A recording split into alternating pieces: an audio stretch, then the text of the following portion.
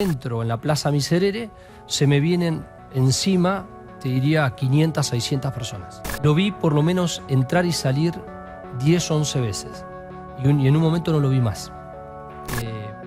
Yo aquella noche vi el terror, vi el horror, pero también vi lo que es la solidaridad.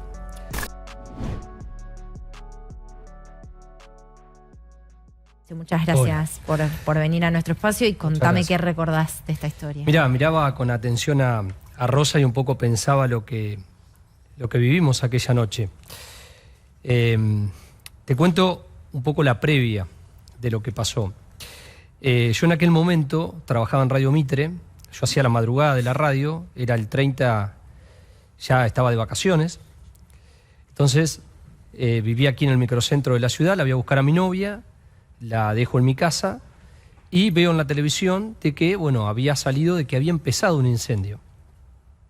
Lo llamo a Héctor Trichinello, que era el locutor que estaba de turno ahí en Radio Mitre. Le digo, Héctor, ¿qué pasa? Y me dice, mira, aparentemente hay un incendio en 11, es algo grave. Le digo, bueno, quédate tranquilo que yo voy para allá. Agarro el bolso de trabajo, en ese momento se usaban los StarTAC, el celular chiquitito, con las baterías, cargué varias baterías, tenía el grabador, que todavía eran los grabadores a cinta. Y cuando voy a la altura del Congreso, en un taxi, me pasan a toda velocidad 2 ambulancias y una autobomba.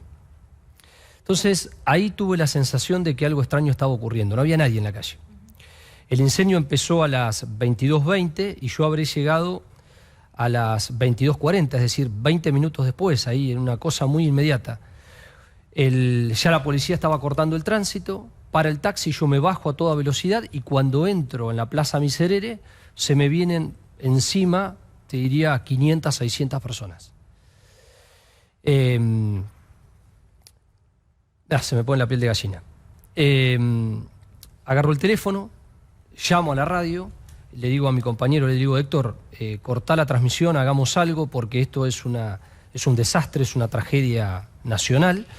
Y es lo primero que yo digo al aire, que quedó grabado en la cinta testigo de la radio, y a partir de ahí empezamos toda una transmisión de varios días. Que bueno, fueron los hospitales, la morgue, Cromañón. Pero y ahora voy a conectar un poco con lo de Rosita. Cuando yo entro a la plaza, empiezo a entrevistar a la gente que estaba saliendo del boliche. De hecho, hubo a varios chicos que yo les hago la nota al aire, empiezan a contar todo lo que estaba pasando, la desesperación, cómo se habían iniciado el fuego con las bengalas, qué había pasado con la banda Callejeros. Me cuentan un montón de detalles y a los 10 minutos, 15 minutos yo volvía sobre la vereda de enfrente o la vereda de la esquina y esos chicos estaban muertos. Es decir, los chicos con los que yo había hablado y le había hecho notas, algunos estaban muertos, tirados en la vereda, tirados en la calle, en posición fetal. Eso fue una imagen que me quedó grabada. Y después cometí por ahí una gran imprudencia, que fue, junto con un fotógrafo, haber entrado a Cromañón. Y ahí haber visto cosas que, bueno, ver las manos de la desesperación de la gente, de los chicos marcadas en las paredes, en las puertas, los lugares cerrados con candados y con cadenas. Y una cosa que creo que es lo más terrible de esa noche fue que, bueno, uno en la vorágine periodística, con un fotógrafo subimos al techo de un hotel que está pegado a Cromañón y desde el techo vimos toda la fila de la gente muerta. Todos los chicos muertos. Algunos estaban desnudos, algunos estaban semidesnudos, algunos estaban vestidos. Y en esa situación es donde lo veo a Mariano, al hijo de Rosita. Mariano era un chico rubio, ustedes lo vieron en la foto. Me llamaba la atención porque había un chico, ella no sé si te lo habrá dicho, pero él trabajó como rescatista. Trabajó como rescatista. No me acuerdo si era para Defensa Civil. Entonces, él se ve que su vocación lo llevó a entrar a Cromañón. Y yo veía a un chico rubio, grande, que sacaba gente. Los sacaba en los hombros, los sacaba en los brazos, los arrastraba, pero con una fuerza que yo nunca había visto en mi vida. vieron que muchas veces dicen, en las situaciones de emergencia a una persona se le aumenta la fuerza y podés llegar a levantar un auto. Bueno, está buscando a la hermana también, sí, ¿no? Mariano estaba sacando gente y evidentemente en ese entrar y salir y sacar gente estaba buscando a su hermana. Lo vi por lo menos entrar y salir 10 o 11 veces y en un momento no lo vi más. Cuando yo empecé a trabajar acá en el canal en el año 2005, una mañana en el 2006, Marcelo Aprea, que era nuestro jefe de la mañana, nos dice, miren, hay que preparar una serie de notas de Cromañón, entonces vamos a alinear. Y entramos con Hernán Ramos, que es uno de los camarógrafos de la mañana, y entramos a la casa de Rosita. Por eso el otro día cuando me llamó Caro y me contó que había estado con ella, no lo podía creer, porque es como si el destino nos volvió a encontrar. Entramos con Hernán, Rosita ustedes la ven, ella trabajó de enfermera, y en un momento ella nos va a preparar un café, me acuerdo que vino con una tacita con azúcar, un amor tremendo la señora, y en una esquina así del living, en una casa que está cerca de la cancha de Vélez, yo veo la foto y ahí es donde identifico a Mariano. Entonces me paro, me acerco, miro y veo a Mariano y veo a Verónica, la hermana. Entonces Hernán se dio cuenta que yo me había puesto muy mal y en un momento viene Rosa, hacemos la nota, ella se vuelve a ir hacia la cocina cuando terminamos, muy emocionada, y le digo a Hernán, ¿qué hago, Hernán? Me dice, ¿pero qué te pasa? Le digo, mirá, te voy a contar algo, y le cuento brevemente lo que había pasado. Le digo, ¿qué hago? ¿Le cuento a la señora o no le cuento? Me dice, sí, me parece que tenés que... Y ahí es donde le confieso a Rosa lo que yo había visto, que eran los últimos minutos de vida de su hijo y de su hija. Y ella me pide que le empiece a contar en detalle, y le fui contando en detalle todo lo que había visto, de lo que había hecho su hijo, y me acuerdo que le dije, mire Rosa, que su hijo fue un héroe, y le di todas las precisiones de cómo, y ella me preguntó cómo estaba vestido. Bueno, estaba vestido así. ¿Y cómo? ¿Vos estás seguro? Sí, le digo, era él, así. ¿Y qué hacía? Y hacía, bueno, y a partir de ahí nos quedó una historia. Y me pasó lo mismo con otros papás, porque a medida que he ido a las marchas durante todos los años, en las banderas empiezo a ver las caritas de los chicos que yo vi aquí esa noche. O sea que Cromañón también se quedó con vos para siempre. Sí, sin duda, sin duda. Mirá, hace unos años, estas cosas se las he contado en secreto a algunos papás.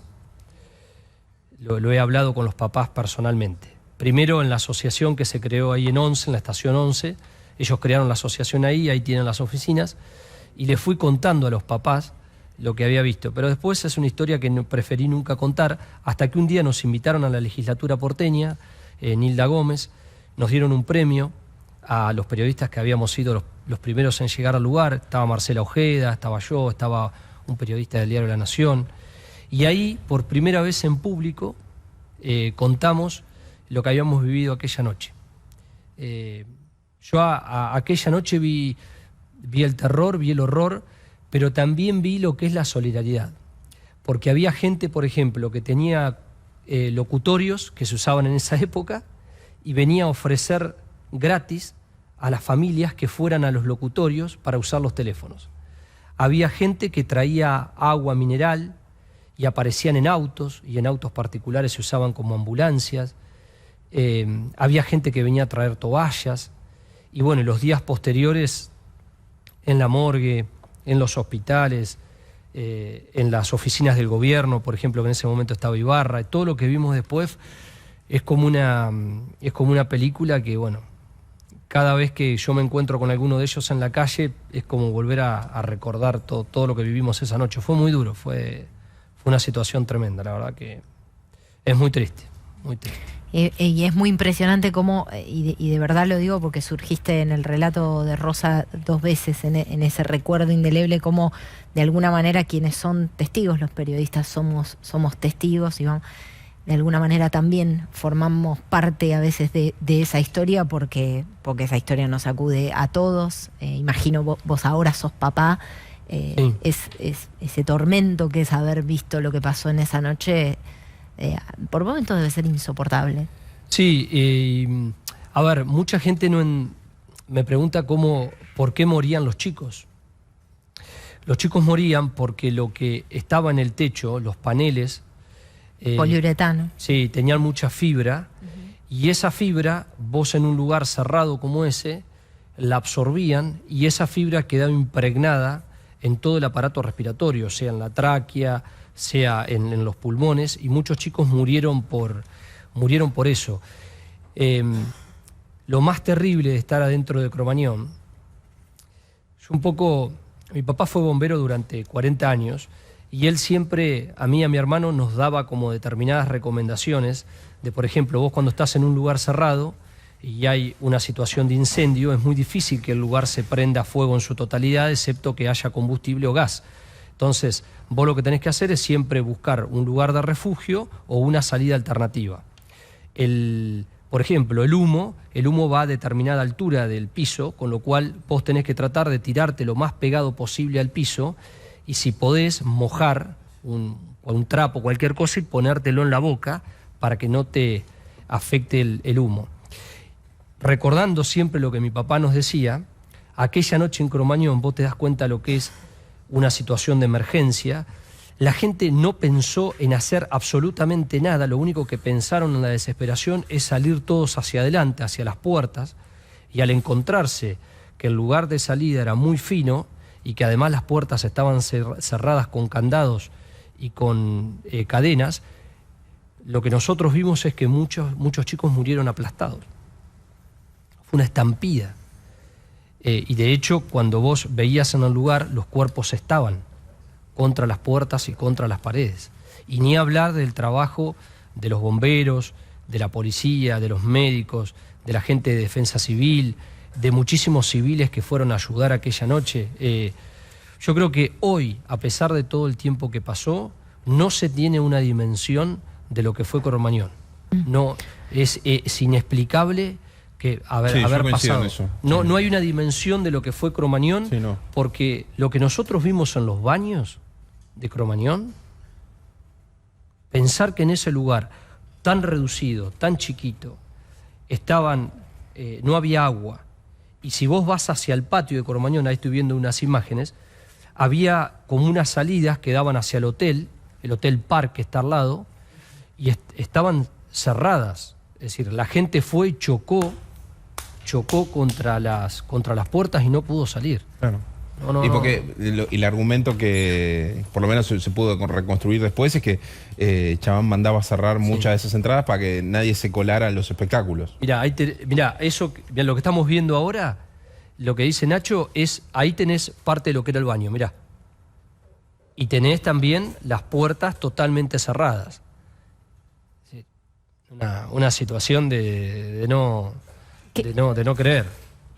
Vos decías, no tenemos dimensión de lo que es Cromañón, imagino que debe ser difícil describirlo en una frase, pero para terminar quiero preguntarte a vos, que lo viste, que lo viviste, estuviste muy cerca y desde adentro, ¿qué fue Cromañón? Mirá, Cromañón para mí fue estar cara a cara con el horror. Cara a cara con el horror. Mirá que a mí como periodista, trabajando, bueno, en este caso yo la cobertura la hice para Radio Mitre, pero yo estuve en Lapa para Radio Rivadavia, y también Lapa fue muy fuerte porque era llegar al lugar y ver gente que se estaba quemando, que no había podido salir del avión, y había gente que se estaba quemando y que había salido del avión. A mí lo de Lapa me había impactado muchísimo, pero lo de Cromañón fue verle la cara al horror. Porque aquella noche nosotros, por el trabajo que hacemos, quizás vi cosas que no tendría que haber visto. Vi cosas que no tendría que haber visto. Con el tiempo lo pienso, y bueno, uno trataba de hacer la cobertura. Aparte te digo algo, en lo de Cromañón la televisión tardó en llegar. Los primeros que llegaron fueron unos compañeros de Canal 7 que estaban en un asado a 2 cuadras de Cromañón, y fueron los primeros en llegar, pero en la televisión, lo que fue las imágenes, tardaron un montón de tiempo. Entonces, los cronistas de radio y los que fueron de los diarios o de las agencias, fuimos los que vimos ahí los primeros momentos que fueron los momentos más terribles. Muchísimas gracias, Nacho, Muchas de verdad. gracias.